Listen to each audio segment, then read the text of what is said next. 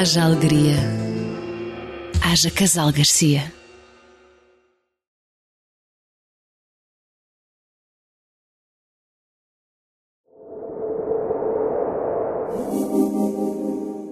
No passado dia 24 de outubro foi apresentado na livraria Le Moniteur o livro Soto de Mora, Au Toronnet, Le Diable m'a dit.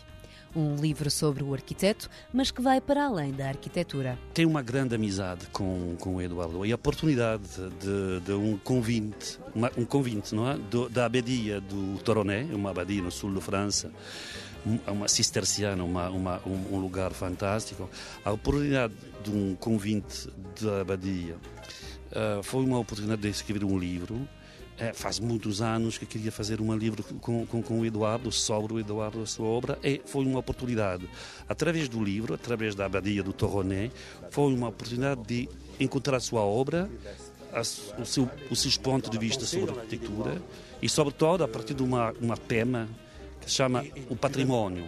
Mas exterior não é só a abadia do Toronnet, não unicamente do património, é uma oportunidade de falar de muitas coisas, da arquitetura e também das coisas da vida. É uma coisa muito importante. A arquitetura não é uma coisa sozinha. A vida é uma coisa mais global. A arquitetura faz parte da vida e, no caso dos portugueses, funciona bem com o CISA também. Falar da arquitetura é como falar da vida. Se fala muito de uma coisa que se chama a Escola de Arquitetura de Porto, e o Fernando Távora, um velho professor fantástico, uma lenda da escola, ele falava da Escola de Arquitetura como uma maneira de viver, não só de estudar ou saber coisas da arquitetura, é uma maneira de viver. Acho que no caso deste livro, o caso de compreender a maneira de viver do Eduardo e também dos outros amigos que gosto muito. Uma forma de viver aqui apresentada em livro que surge no seguimento do convite feito ao arquiteto para reconstruir uma parte da abadia de Toronnet, no sul de França. Este livro sai de uma experiência que tive numa intervenção no mosteiro, Le Tourneau, em que todos os anos convidam um arquiteto. Eu sou talvez o quinto, já houve um português, o arquiteto Cisa Vieira, e há um orçamento, não cresce muito, mesmo ainda bem, porque os mosteiros não precisam de grandes alterações, precisam de só ligeiras correções ou maneira de os ver de outra maneira, com mais luz, porque há sítios que não têm luz. E o meu trabalho consistiu, depois de pensar em que há arquitetos que fazem intervenções, mais instalações artísticas. Eu, como não sou artista, sou arquiteto, achei que numa sala mal iluminada, encontrar uma luz que não ofuscasse a sala, que não fosse um grande flash, uma luz serena, tranquila, que permitisse ler a sala no seu conjunto, mas que o espaço não ficasse afetado pela luz que eu tinha desenhado. Haver uma espécie de proeminência da intervenção do arquiteto em relação ao espaço. Outra questão é que os mosteiros é um mosteiro de cisteiro, são feitos com uma regra muito forte que é fornecida aos arquitetos. Quando digo arquitetos, nessa altura não havia diferença entre monges, arquitetos e operários, era tudo a mesma coisa. E essa ordem está lá materializada em granito, com paredes lindíssimas, com uma espessura enorme que filtram a luz, e tem uma regra. E hoje as pessoas, é dos monumentos mais visitantes em França, visitam, e eu vejo, as vezes que fui lá, fui várias vezes, que eles transitam um pouco como o tolo no meio da ponte, quer dizer, entram, o claustro distribui, havia um certo ritual na entrada da igreja, a entrada da igreja é uma porta lateral do claustro, a porta que dá para fora, uma porta de saída, chamada a Porta da Morte, eles só saíam por ali quando morriam, e portanto vê-se um grupo, chega a uma excursão e vê-se toda a gente a entrar pela porta da saída, que até fazia-me impressão, quer dizer que não compreendiam nada de como é que aquilo funcionava, que é interessante ligar a forma ao conteúdo. Então propus um pequeno papel, desdobrável, com números, com os títulos das coisas, e depois coloquei, quer cá fora, nos espaços, cemitério, na horta, nomes para as pessoas identificarem, saberem o que aquilo é, o que já foi, e poderem seguir aquele percurso que tem sentido.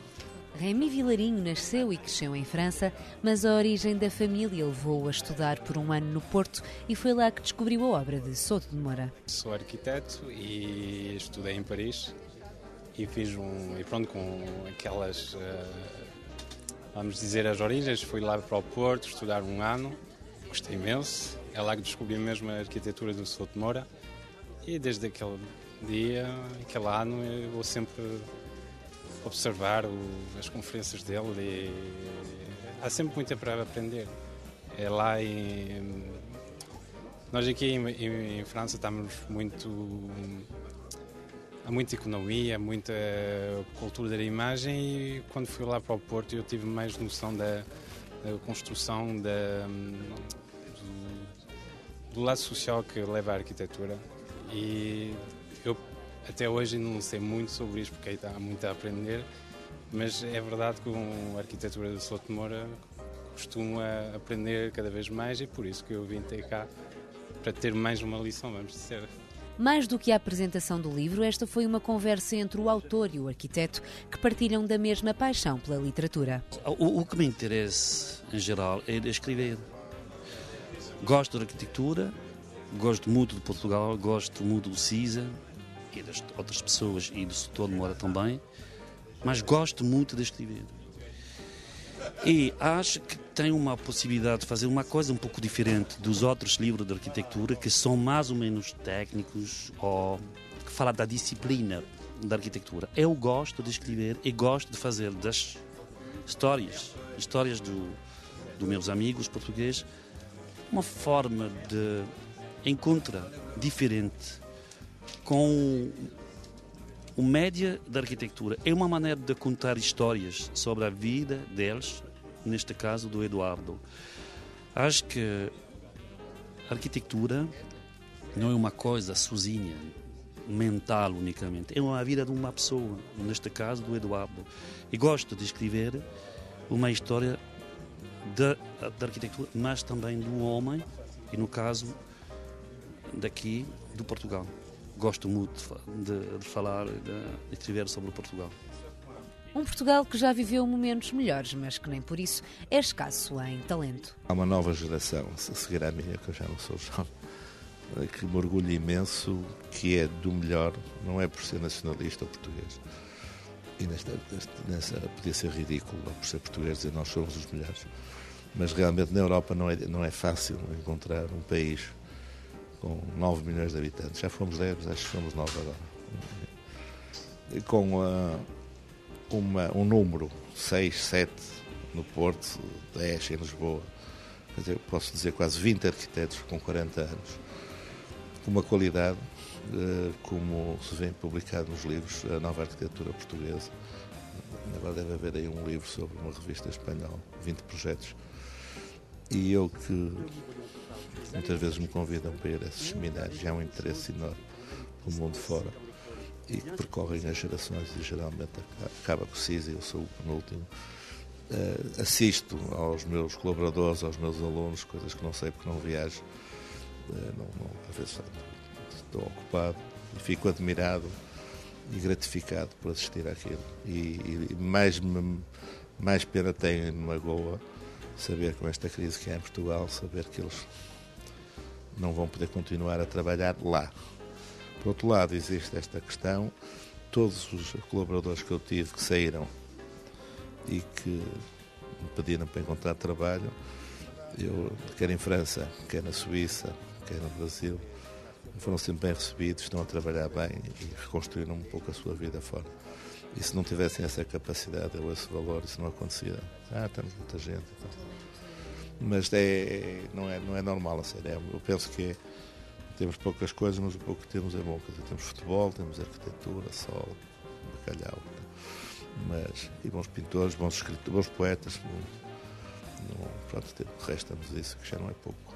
Rémy, apesar de ter nascido em França, sentiu necessidade de conhecer de perto essa terra dos bons pintores e dos bons escritores. Havia duas problemáticas, era pelo menos viver um ano em Portugal, que era mesmo muito importante, e também, pronto, no acaso a arquitetura portuguesa é conhecida no mundo inteiro por ser uma arquitetura que é muito próxima do lugar e é uma das minhas referências que eu sempre tive ao princípio dos meus estudos, e por isso as duas coisas valeram-se e foi uma experiência muito fantástica. E foi através do Erasmus, pronto, e encontrei lá pessoal muito bom, e até sou um bocado triste ver a crise económica e ver os bons alunos lá. Quer dizer, aqui temos bons alunos, claro, mas encontrei lá pessoal que é muito, muito trabalhoso, e agora é um bocado triste de os ver ter a obrigação de emigrar.